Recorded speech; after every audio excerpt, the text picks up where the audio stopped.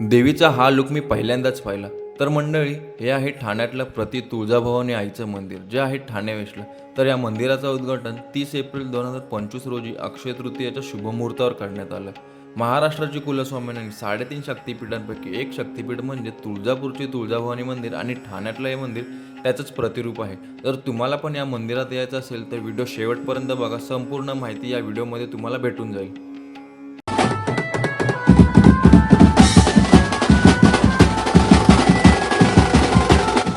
तर स्वागत आहे मंडळी तुमचं आपलं भारी कलाकार युट्यूब चॅनलवर.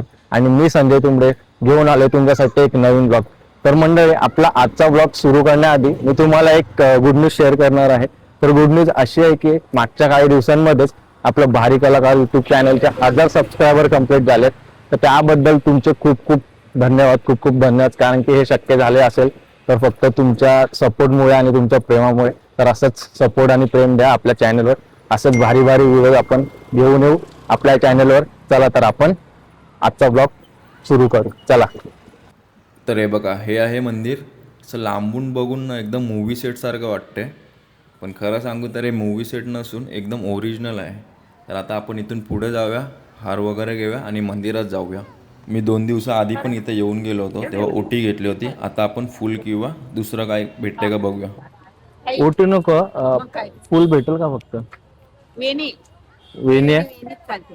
हा, मध्ये हा वेणीत आहे. तर बघा आता मंडळी, आता मी इथून आजीकडून घेतले एक वेणी. कशी आहे का आई? 30 रुपये. 30 रुपये.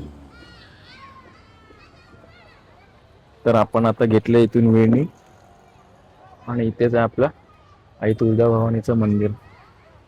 आई बोलली देवीला वेणी लागते, तर आपण इथून वेणी घेतली. आल्यावर देऊ पैसे सांग. तर मंडळी, एक बघा, फायनली आपण आलो आहेत ठाण्यामध्ये असलेल्या तुळजाभवानी मंदिरात. आणि हा आहे एंट्रन्स. चला तर आता आपण जाऊया आतमध्ये. चला मग आपण जाऊया आता आईचं दर्शन घ्यायला.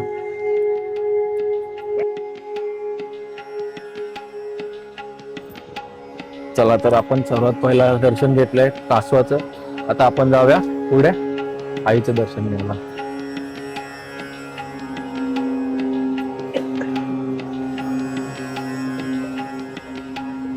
आई तुळजाभवानी, फायनली आपण आलो आहे.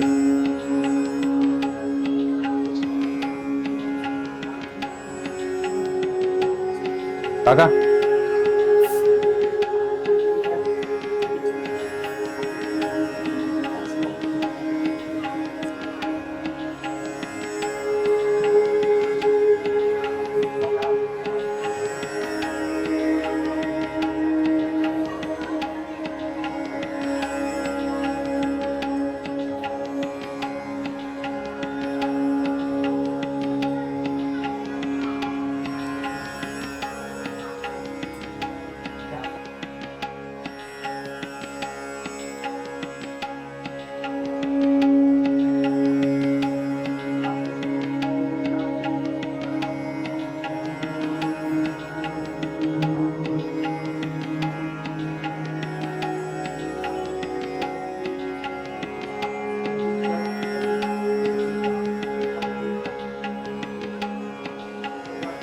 तर मंडळी, आपलं फायनली आईचं दर्शन घेऊन झालेलं आहे.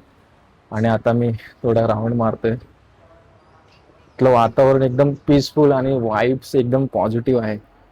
भारी एकदम. तर हे बघा, आता मी मंदिराच्या मागच्या बाजूला आलो. इथे खूप जणांनी कॉईन्स वगैरे यामध्ये अडकवल्यात. तर तुम्ही बघा ना, इथं मंदिराचं बांधकाम तुम्ही बघू शकता. इतकं एक्सलंट आहे ना, इतकं डोळ्यांना बघायला छान वाटतं ना. आणि इम्पॉर्टंट गोष्ट ही सांगतो की या मंदिराचं बांधकाम करण्यात ना कुठेही म्हणजे ते लोखंड किंवा सिमेंट, कॉन्क्रीटचा वापर केला नाही. हे मंदिर फक्त काळ्या पाषाणांनी बनलं आहे. आणि तुम्ही एक ऑब्झर्व केलं असेल की असे सर्व मंदिर ना आपल्याला साऊथमध्ये जास्त बघायला मिळतात, पण महाराष्ट्रात आता असं हे मंदिर रेअरली बघायला मिळतं. आणि ठाण्यामध्ये तर अप्रतिम असं मंदिर आपलं बांधलेलं आहे. तर या खांब्यामध्ये बघू शकता काही ना काहीतरी कोरीव काम आहे, हे बघा. आणि हा मंदिराचा मागचा एरिया आहे. इकडे अजून वाटतं काहीतरी नवीन काहीतरी बनणार आहे असं वाटतंय. याचं बांधकाम अजून बाकी आहे. तर हा मंदिराचा असा मागच्या बाजूचा एरिया आहे. आता आपण थोडं पुढे जाऊया. तुम्हाला माहिती आहे का, मी इथे येऊन एक गोष्ट नोटीस केली आहे, की इकडे या मंदिरामध्ये खूप सारे लोक येत आहेत जात आहेत, पण ना इकडे सर्वांना खूप चांगल्या प्रकारे आईचं दर्शनसुद्धा घेता येते. ते नेहमी असतं ना, कुठे कुठे मंदिरामध्ये प्रॉपर दर्शन घेता येत नाही, तसं इथे काय नाही, इथं खूप चांगल्या प्रकारे दर्शन घेता येते. तेच मला इथं खूप जास्त आवडलं. तर मंडळी, तुम्हाला माहिती आहे का, महाराष्ट्राची कुलस्वामिनी म्हणजे 3.5 शक्तिपीठातील एक शक्तिपीठ म्हणजे तुळजापूरची तुळजाभवानी मंदिर, आणि हे ठाण्यातलं मंदिर हे त्याचंच प्रतिरूप आहे. मंडळी, इथं छोटी माहिती अशी की या मंदिराचं बांधकाम साधारण करायला 4 वर्ष लागली, आणि या मंदिराचं बांधकाम करायला ना कुठेही म्हणजे सिमेंट किंवा आपलं लोखंड वस्तूचा वापर केला नाही. हे मंदिर फक्त काळ्या पाषाणीने बनलेलं आहे, जसं की तुम्हाला मी मगाशी सांगितलं. तसेच या मंदिराचं उद्घाटन अक्षय तृतीयाच्या शुभ मुहूर्तावर 30 एप्रिल 2025 रोजी करण्यात आलं, आणि NCPचे नेते माननीय श्री जितेंद्र आव्हाड यांच्या संकल्पनेतून बांधण्यात आलं. ॲक्च्युली हे मंदिर आई तुळजाभवानीचं जुनंच आहे, पण मंदिराचं बांधकाम करून ना ते आता एकदम भारी बनवलं आहे. खूप छान वाटतं. आणि हे मंदिर सकाळी 7 ते रात्री 10 वाजेपर्यंत चालू भेटतं.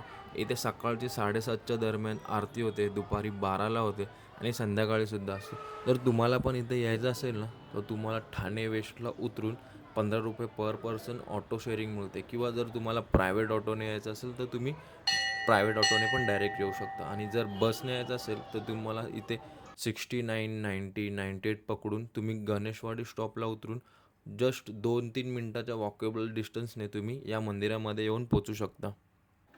आणि हो, इथे यायला तुम्हाला 2 रस्ते आहेत. म्हणजे जर तुम्ही ठाणे स्टेशनवरून येत असाल तर तुम्हाला बस किंवा ऑटो मिळते, आणि जर तुम्ही हायवेवरून येत असाल ना, तर नितीन कंपनीजवळ उतरून तुम्ही हायवेच्या अगदी बाजूलाच हे मंदिरमध्ये जायचा रस्ता आहे, तर तुम्ही तसं पण येऊ शकता. तसंच तुम्हाला हे पण सांगतो, की हे जे मंदिर बांधण्यासाठी काळ्या पाषाणं लागली आहेत ना, तर ही माहिती आहे तुम्हाला कुठून आणली? तर ही काळी पाषाणं आहे ना, तामिळनाडू टू कर्नाटक आणि कर्नाटक टू मुरुडेश्वर आणि नंतर मग इथे आणला गेला होता. आणि तुम्ही बघू शकता, की हे जे गजमुख आहेत, ते तुम्हाला प्रत्येक खांबाच्या खाली दिसत असेल. तर गजमुख मंदिराच्या खांबाखाली का? हा प्रश्न जर तुम्हाला पडत असेल, तर मी तुम्हाला क्लिअर करतो, की गजमुख मंदिराच्या बांधकामात इन्व्हॉल्व करायचं रिझन म्हणजे मजबूत मंदिराचा बेस. बिहाइंड द रिझन और मोटिव्ह फक्त हाच, की पाया हा भक्कम असला पाहिजे. त्यामुळे मंदिराचा पाया हा गजमुखांनी सजवला आहे. त्यामुळे तो स्ट्रॉंग उभं राहू शकतो मंदिर. तर इथे आल्यावर हे सर्व बघून आपल्याला खूप अट्रॅक्ट करतं. जर तुम्हाला पण काही कारणामुळे मोठ्या आई तुळजाभवानीच्या मंदिरात जाता आलं नाही, तर तुम्ही या ठाण्याच्या प्रति तुळजाभवानी आई मंदिरात येऊन नक्की भेट देऊ शकता. खूप छान वाटेल तुम्हाला, खरं सांगतो.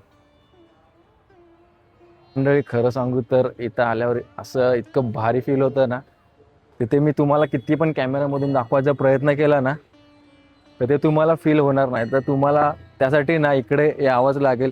इतकं पॉझिटिव्ह वाईब्स आहे इथं, इतकी शांतता आहे, आजूबाजूचा परिसर इतका छान आहे ना इथला. तुम्ही नक्की एकदा भेट द्या ठाण्यामध्ये येऊन.